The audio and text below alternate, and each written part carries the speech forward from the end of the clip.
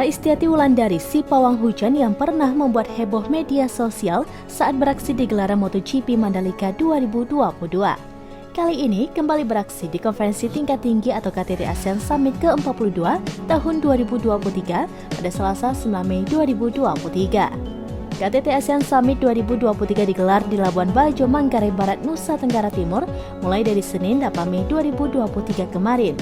Namun, wanita yang akrab disapa Mbak Rara itu diketahui baru tiba di Labuan Bajo pada Selasa 9 Mei 2023. Dikutip dari poskupang.com, saat tiba di Labuan Bajo, Mbak Rara langsung menuju Pelabuhan Marina untuk melakukan ritual.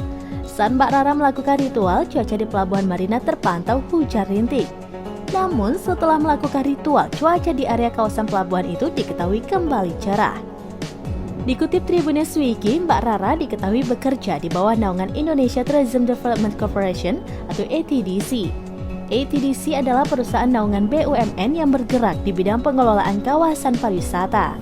Nama Rara mulai dikenal saat dipercayai sebagai pawang hujan di gelaran MotoGP Mandalika Nusa Tenggara Barat pada Maret 2022 lalu. Rara ditunjuk atas rekomendasi Menteri BUMN Erick Thohir. Ia rupanya sudah kerap dimintai tolong sebagai pawang hujan di berbagai acara kenegaraan.